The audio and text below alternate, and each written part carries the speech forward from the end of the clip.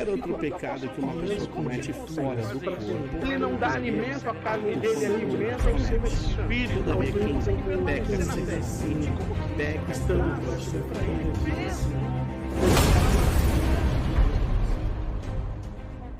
Então, nesse meio tempo ainda, a gente vai encontrar uma outra dificuldade, que é o batismo de João Batista e o batismo cristão. Que a gente nem chegou nesse ponto ainda. Porque olha só como a nossa conversa está sendo conduzida. Eu tenho um tema, que é o batismo. Dentro do meu tema de batismo, eu tenho duas correntes hermenêuticas.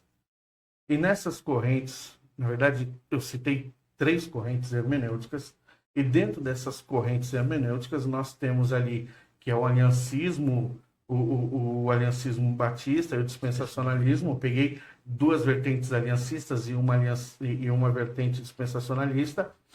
Trouxe um escopo do significado de batismo no sentido de ser sacramento ou ordenança, e a partir dali a gente começa a construir a definição de fato.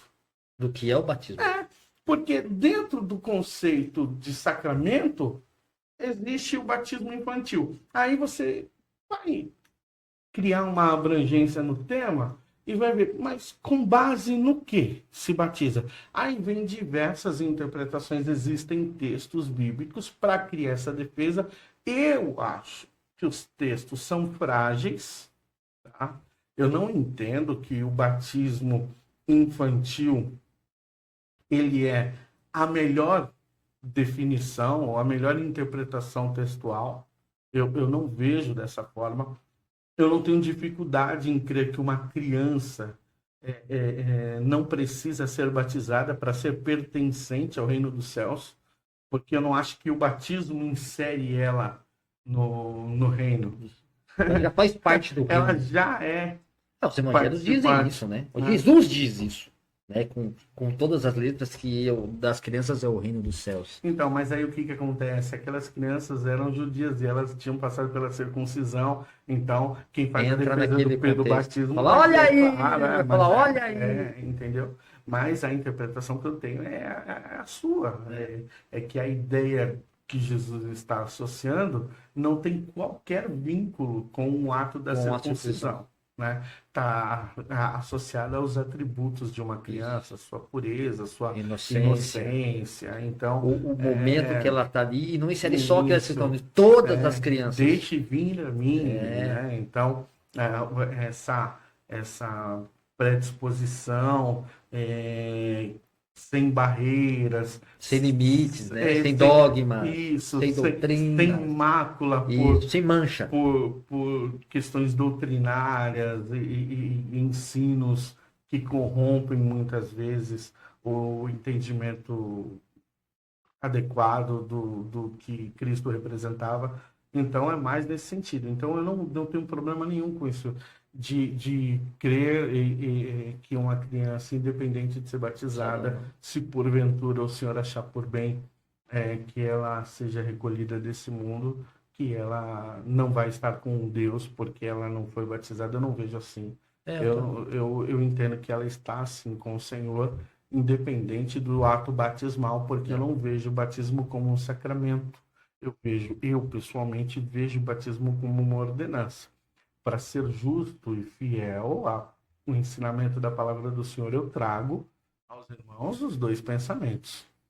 Eu não estou nem lendo textos de ordenança, porque não estou lendo textos de sacramento. Mas é muito bom, pastor, ter essa visão do outro tipo, né, da outra esfera de batismo, a qual os outros irmãos acreditam. E está tudo certo. Mas eu acho que o pastor chamou muito a minha atenção quando o pastor fala do batismo das crianças e depois aí na sua profissão de fé. Eu acho que esse assunto, para a maioria das pessoas que ouvem sobre batismo, esse assunto não é muito explorado. Porque ninguém ia ter, ou a maioria não ia ter esse entendimento que depois de um certo momento, aquele batismo ia ser invalidado, porque ele vai lembrar de Efésios ou de Hebreus, que vai dizer que é um batismo só, como um batismo só pode ser invalidado. e aí depois vai falar que da profissão de fé ele vai ser inserido ou não naquela comunidade cristã, ou naquela profissão de fé, ou aonde ele congrega, né? Então isso chama muita É atenção. um ato de permanência. Isso. E abre um leque para quê? Para essa busca que o pastor comentou, de se aprofundar mais no assunto, de estar mais aí, né, atento a um assunto que parece tão simples, mas não é. É como se fosse uma antecipação. É como se assim, a igreja estivesse dando um voto de confiança, realizando o batismo infantil, para que posteriormente a pessoa professasse a fé em Cristo e permanecesse em Cristo Jesus, validando a confiança que nela foi depositada quando ela foi trazida por seus pais, por seus parentes a ser batizada. Tá? Agora, na ordenança, não. Já é totalmente diferente. Sim. Né? A visão é totalmente outra. Você só é batizado depois da profissão de fé e não antes. A ordem se inverte. Por isso que chamou muito minha atenção, pensando em quem está escutando, quem vai escutar, sobre isso. Mas não acontece isso antes? Quem já tem o batismo como ordenança, já vai pensar, mas não é o contrário? Primeiro não acontece em mim, o Espírito Santo não me convence, e depois eu vou lá e tomo essa decisão de me batizar? O que acontece é o seguinte, depende do público que estiver nos assistindo. Porque o público que tem uma vertente doutrinária associada ao unianismo conhece os dois lados. Na igreja reformada, quando ele for ter um ensinamento bíblico do tema batismo, ele vai aprender os dois. Ele vai ser, claro, que orientado dessa forma, mesmo porque ele já foi. Ele já vem crescendo nisso. Ele já cresce. Ele já é doutrinado. Ele já foi batizado, então ele vai aprender por que ele foi. Aconteceu isso com você por causa disso e disso. Mas lá eles vão explicar também qual é um posicionamento diferente do deles. Eles vão fazer menção acerca do batismo como uma ordenança e vão explicar por que conforme a interpretação textual deles, porque é que eles creem que não é uma ordenança e sim um sacramento.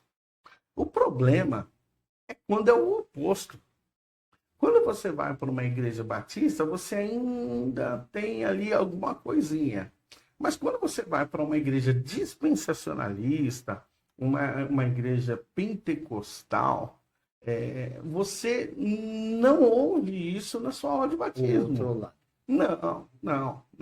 Se alguém lá, porventura, fizer alguma pergunta, a resposta ela vai ter vai ser muito rasa. Ela não vai ter profundidade. Não vai se explicar, nem sequer da forma panorâmica como nós estamos fazendo hoje. Então, quem está numa igreja pentecostal, nós aqui, a minha linha de doutrinária pentecostal clássica, porém, quando eu digo isso, a pessoa pensa, então, tudo que o pentecostalismo clássico defende, o pastor Daniel defende também. Não mesmo. Entendeu? Não, das letras. Então, assim, entretanto, existe muita coisa dentro do pentecostalismo que eu creio. Eu não me prendo à defesa da doutrina teológica apresentada com unhas e dentes, não, porque tem que ser assim, porque aqui está... como muitas pessoas têm por atualidade, não é a minha diretriz essa, não tomo esse caminho. Mas a verdade é que, vindo de igrejas de cunho pentecostal, de cunho dispensacionalista, na minha formação cristã, eu jamais ouvi falar sobre isso. Não, né? Jamais. Então, assim, já vai direto para o ensino e dizendo, o batismo é uma ordenança. E começa o ensino. Direcionado desse jeito. Eu não vejo problema em dizer que é ordenança, porque eu também creio que é ordenança. Uhum. Mas eu acho que poderia ter uma explicação um pouco mais aprofundada para que a pessoa consiga... Não abrange os dois lados, né, consiga pastor? Entender com um pouco mais de profundidade. É bem o lado é ordenança e o caminho é esse aqui. Sim, e mesmo dentro do ensinamento, ele ainda é muito simplório. que vai entrar aí o batismo de João. Então, mas antes de chegar nos tipos de batismo, eu só queria fazer menção acerca de uma questão, que é muitas vezes levantada por quem defende que o batismo é um sacramento. E aí defende o batismo infantil. E aí vai dizer o seguinte: ah, pastor, mas você diz que não pode batizar criança, mas você apresenta crianças. Não é a mesma coisa, pastor. Você só não foi lá e jogou uma aguinha nela. A cabeça dela. Ah, pastor, não vem com essa, é a mesma coisa. E é outro assunto que também as pessoas acham que dominam e não dominam. Na verdade, a minha explicação é a seguinte: Paulo, não é a mesma coisa, não é sequer parecido. Porque quando eu estou apresentando uma criança na igreja, eu não estou simplesmente pegando a criança em meus braços, como se estivesse levantando ela para os céus, para dizer a Deus quem é aquela criança. Não é essa apresentação. Ó, Senhor, está aqui, eu estou apresentando ao Senhor, porque vai que o Senhor não sabe quem é? O Senhor não conhece? Então estou dizendo aqui para o Senhor. Não, a ideia não é essa. A ideia é a fixação de uma aliança entre pais e filhos, explicando aos pais a responsabilidade que eles têm de ensinar o seu filho no caminho que deve andar. De que no momento em que eles não têm em si consciência e discernimento entre o certo e o errado, a responsabilidade por inculcar isso na cabeça da criança é dos pais, que eles devem seguir a orientação da palavra de Deus, ensinando o filho no caminho que deve andar, sendo para aquela criança a referência maior da imagem do nosso Senhor Jesus Cristo. Então, quando alguém traz uma criança a ser apresentada na igreja, pelo menos aqui no Santo Lugar, a orientação é essa. É esse ensinamento que elas recebem. De serem apresentados a Deus no sentido de firmar com Deus um pacto. Uma responsabilidade. Falar assim, ó, nós reconhecemos, porque a criança está lá, sem saber nada, desde o começo até o final. Está tranquilona lá, às vezes chora um pouquinho por causa do movimento da igreja, mas ela está lá na dela. Quem está sendo ministrado são os pais, que vai estar lá sendo ministrado dizendo, a responsabilidade é sua, você tem que fazer isso, o Senhor confiou em você essa criança, você tem que orientá-la, você tem que cuidar dela, conforme os preceitos da palavra de Deus. Então, quem sai depois do púlpito com orientação são os pais. Então, é nesse sentido. Agora, não é a apresentação da criança para colocar ela, inseri-la dentro da comunidade cristã. Mas o pensamento da maioria é esse. Eu espero que não. Eu quero crer que não. Então, irmão, não vou passar pano. Mas é isso. Né? Não é isso, infelizmente. Mas quando temos a oportunidade de apresentar crianças e fazer esse relato desse estudo, de mostrar essa responsabilidade, também é uma oportunidade de ministrar ao pai e à mãe a importância tal de colocar a criança, de ensinar a criança nesse caminho, no caminho do Senhor. É uma oportunidade. Né?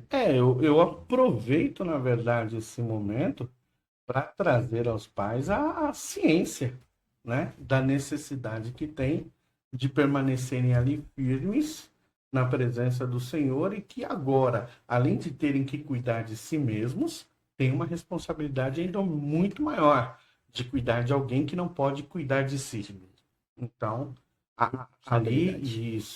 ali acaba tornando a responsabilidade muito maior do que era antes disso. Tá vendo aí, meus amados irmãos? Então vai apresentar um ser humano mirim, já sabe, né?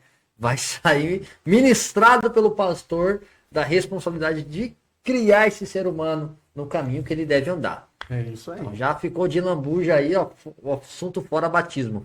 Apresentação das crianças. Mas voltando em criança, faltou uma pergunta básica, mas acho que tá aqui, ó, pingando na cabeça de todo mundo que vai ouvir. Diz aí. Pastor, qual é a idade correta de uma criança se batizar? A Bíblia não Não fala relata, não tem acerca de uma parâmetro. idade. Há muitas igrejas que creem que o batismo é uma ordenança defendem que a partir de 12 anos, porque creem que ali com 12 anos já Já tem um tem discernimento que um possa. discernimento. É que, na verdade, quando você vai falar de batismo, você não associa só a faixa etária, né?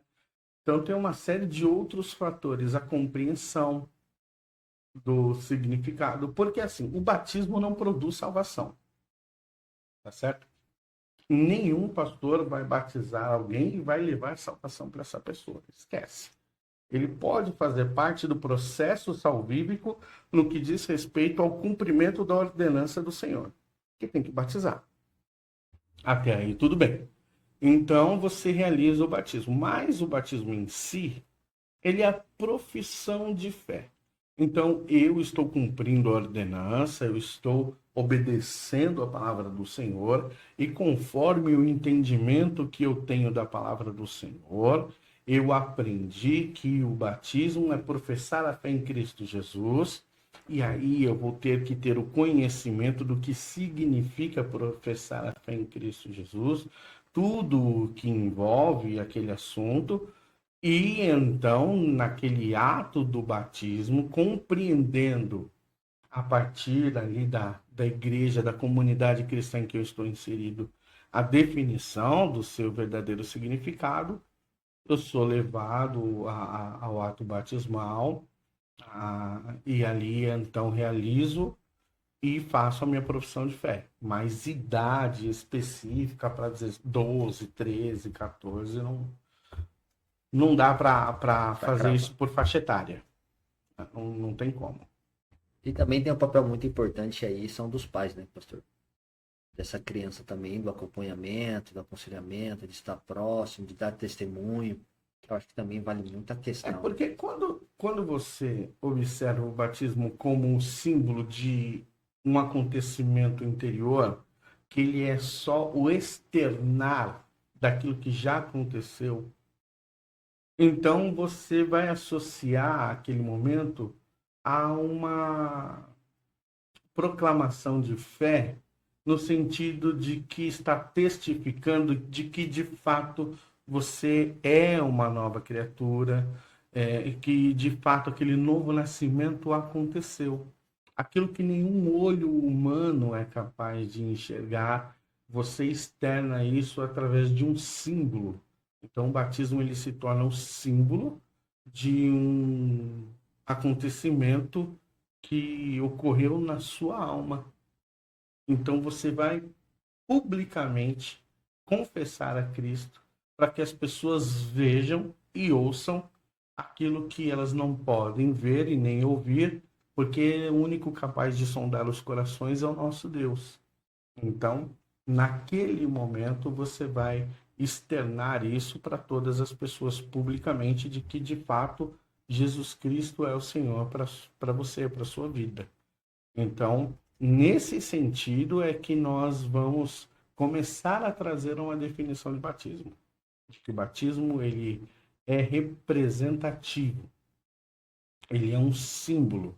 Então, olha só, nós já conceituamos, né, nós trouxemos uma explicação de algumas diferenças, mas nós agora vamos nos direcionar mais para aquilo que nós cremos. Dentro daquilo que nós cremos, então nós começamos a definir o que é o batismo, é uma ordenança. O que é o batismo? O batismo é o símbolo de um acontecimento, de um novo nascimento. Então a gente começa a dar sentido. Para quando chega no final da história, você tem uma definição mais completa, que aí você fala, agora eu entendi o que de fato é o batismo. Certo. Caminhemos. Aqui eu estou tentando abrir a Bíblia aqui, o meu computador ele deu uma travada. Diga a obra aqui. Master. Eu vou reiniciá-lo aqui para que a gente consiga dar continuidade, de forma que eu consiga também acompanhar as leituras e os temas. do tema do. Mas a gente pode ir dando continuidade. Não. Quando ele vai trabalhando aqui, Não, a gente vai vamos lá. trabalhando também. Estamos caminhando aí para o batismo de João. Tá certo. Então agora a gente entra nos tipos de batismo. Isso aí. Porque agora a gente vai ter que voltar só um pouquinho na diferença entre dispensacionalismo e aliancismo. Você fala, puxa, de novo, não quero. Tá, eu queria voltar para ficar no batismo. Mas sabe por quê? Porque assim, dentro da definição do dispensacionalismo, Israel é uma coisa, igreja é outra coisa. Então, quando você vai partir desse princípio, você pega, por exemplo, o batismo de João. O batismo de João, o que a palavra do Senhor diz? Que é, inclusive, no texto de João, em que surge a primeira menção da palavra batismo. Então, no batismo de João, qual vai ser o anúncio? Para que as pessoas se arrependam. Chamando as pessoas ao arrependimento. Quando as pessoas são chamadas ao arrependimento, ele diz, arrependei-vos, para que sejam ali batizados, conduzidos ao batismo. Então, o que o dispensacionalismo vai trazer? Aquele batismo era para o judeu. O batismo de João é exclusivamente para os judeus. E o batismo de Jesus, o batismo cristão, não é o batismo que Jesus realizava, mas é o batismo que Jesus ensinou, já era um batismo para quem estava arrependido. Então, o batismo de João chama a pessoa para o arrependimento. Agora, o batismo cristão é para aquele que já se arrependeu. Apesar da igreja batista ser aliancista, dentro da sua compreensão de aliancismo, ainda que ela não compactue com a ideia de distinção entre Israel e judeu, porque ela vai entender que é um único povo e que a igreja é a extensão de Israel e não existe uma separação de fato ali como se fossem coisas completamente distintas, porque no dispensacionalismo, então, vai tratar por dispensações. Então, a dispensação do tratamento ali por povo judeu, agora a dispensação da igreja, quando vai chegar, lembra que eu falei que tem envolvimento com a doutrina escatológica, então vem o arrebatamento, aí essa igreja vai crer no arrebatamento, então aí Deus volta a ter o momento da dispensação que vai tratar com o povo de Israel novamente. Então, tudo vai sendo construído em torno de fundamentos que já foram lançados para outras questões de caráter teológico, de doutrinas que são relacionadas tanto à parte da igreja, do momento, como a questão do futuro. Agora, dentro dessa compreensão, ainda que nós não compactuamos diretamente com a visão do dispensacionalismo, dessa separação, nós entendemos que o batismo de João Batista era, de fato, direcionado às pessoas que ainda não tinham o arrependimento, porque a obra do nosso Senhor Jesus ainda não havia sido concretizada. O Senhor Jesus estava ensinando as pessoas. E aí, nos ensinamentos do Senhor Jesus, conforme o texto que nós lemos aqui no início, vai estar dizendo o quê? Que depois de um momento do ensinamento, do discipulado, da compreensão, é que as pessoas eram batizadas. Então, é como se o arrependimento já tivesse acontecido, houvesse uma conscientização das pessoas. E posterior a isso, elas iam para o ato batismal como um rito, como um símbolo daquilo que já tinha acontecido. Enquanto que o batismo de João, não.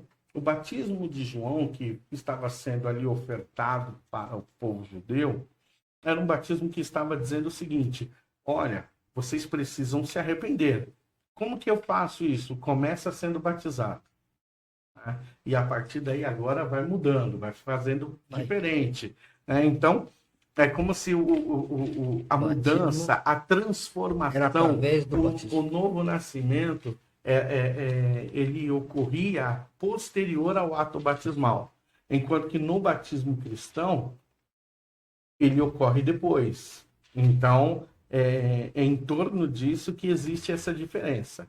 Agora, quando você vai pegar, por exemplo, dentro dessa mesma linha de pensamento, quando você vai falar sobre batismo, sobre novo nascimento, você vai falar, por exemplo, sobre Nicodemos. Jesus diz: necessário vos é nascer de novo. Mas como que eu faço para nascer de novo? Eu vou voltar para o ventre da minha mãe? O que vai acontecer? E aí Jesus começa a explicar para ele: o que é nascido da carne é carne, o que é nascido do espírito é espírito. E aí vai, dentro do ensinamento que Jesus está dando para Nicodemos, a gente busca ali também orientação. O pastor estava falando sobre o crer, esse ato, né, de batizar. Eu lembrei de uma passagem de Atos muito conhecida de Filipe e Eunuco. Certo. E ele entra nesse contexto, né? Ele perguntou: o que me impede de ser batizado? Ele fala: se tu crês que Jesus Cristo é o Filho de Deus, pode ser batizado. E ele fala: eu creio. E depois vai lá e se batiza. Ele entra nesse contexto do batismo ensinado por Cristo ou o batismo de João Batista? Vamos lá. Ele já entra no contexto do período de intermediação. Nesse Bem ali, né? Nesse período, eles já receberam a orientação do Senhor Jesus para ensinarem as pessoas acerca do batismo. Então, quando isso ocorre com o eunuco, ainda que o ensinamento aos nossos olhos seja simples, porque a Bíblia não nos fornece muitos detalhes, ainda assim houve um discipulado curto. Ele está lendo, não entende o que lê, Filipe vai lá e ensina para ele. E quando Filipe está falando com ele, vamos nos lembrar de como ocorre o novo nascimento. A palavra do Senhor diz que o Espírito Santo de Deus nos convence do pecado, nos convence da justiça e nos convence do juízo. Então, Filipe, ele tinha o Espírito Santo de Deus. A igreja já havia recebido o Espírito Santo. Então, ele está, naquele momento, ministrando a palavra, ensinando. No momento em que ele está falando, ele não está tentando convencer o eunuco. É isso que é muito importante que as pessoas entendam. Nós não trabalhamos convencimento de coisa alguma. O cristão não foi levantado para convencer pessoas a aceitarem Jesus, a aceitarem o caminho. Não, elas foram levantadas para ensinar, para pregar, para anunciar. O convencimento é do Espírito Santo. Então, o que Filipe foi fazer lá? Primeiro que ele foi por orientação do Espírito Santo. Foi o Espírito Santo que levou ele. Vai lá. Ok? Segundo, debaixo da orientação do Espírito Santo, ele foi ensinar a palavra. Depois que ele ensina a palavra, então nós temos que entender, e aí nós vamos para uma questão de conjectura, porque o texto não vai nos abrir muitas informações, nós temos que entender que ali, no momento em que ele está ministrando, o Espírito Santo de Deus está operando na vida do eunuco. Está dizendo para ele que ele é um pecador, que ele carece da justiça de Cristo, para que ele não precise experimentar a ira de Deus. Aí, então, quando ele cria esse estado de consciência, nada mais é necessário. O que me impede? O que me impede? Nada. Absolutamente coisa nenhuma te impede. Mas eu ainda não aprendi muita coisa. Isso se torna subjetivo. Você vai no decurso da sua vida na direção do nosso Senhor para compreender aquilo que ele de fato representa para você e para toda a humanidade. Então, como que eu sei o que eu preciso fazer, que direção que eu tenho que tomar, qual é o meu comportamento? A Bíblia vai chamar isso de santificação. A santificação não é um ato que eu que ocorre em nossas vidas é instantâneo. É como se ele tivesse um acontecimento em um único espaço de tempo imediato. Ele é um processo que vai nos acompanhar desde o novo nascimento até o dia em que nós fomos recolhidos desse mundo por Deus. Então, ele se inicia no novo nascimento e ele só terá fim no nosso encontro com Cristo Jesus. Então, esse processo de santificação, o que é a santificação? Me tornar cada dia mais próximo da imagem e semelhança de Cristo. Então, neste processo é que eu vou, de fato, compreendendo a palavra do Senhor, vou recebendo a revelação do Espírito Santo, porque é o Espírito Santo quem me habilita a entender a palavra de Deus. É através do Espírito Santo que eu consigo estabelecer relacionamento e comunhão com Deus. A aplicabilidade da palavra de Deus na minha vida feita pelo Espírito Santo. Então, não existe a necessidade de um discipulado no sentido de um treinamento bíblico extenso. Não é isso. O discipulado é levar a pessoa à consciência da necessidade que ela tem de Deus, mas você não vai fazer isso, como eu disse, no intuito de convencê-la, porque isso chama-se persuasão. É o que o apóstolo Paulo nos diz nos seus ensinos, nos seus escritos, nas suas cartas. Não vim a vós com palavra de persuasão humana, mas com o poder do Espírito Santo de Deus. Porque quem convence é o Espírito Santo de Deus. É esse o poder de convencer o ser humano de que ele é um pecador. Então, é essa a ideia. Por isso que o eunuco ele já entra no batismo cristão, apesar da brevidade relatada na palavra de Deus acerca do seu discipulado.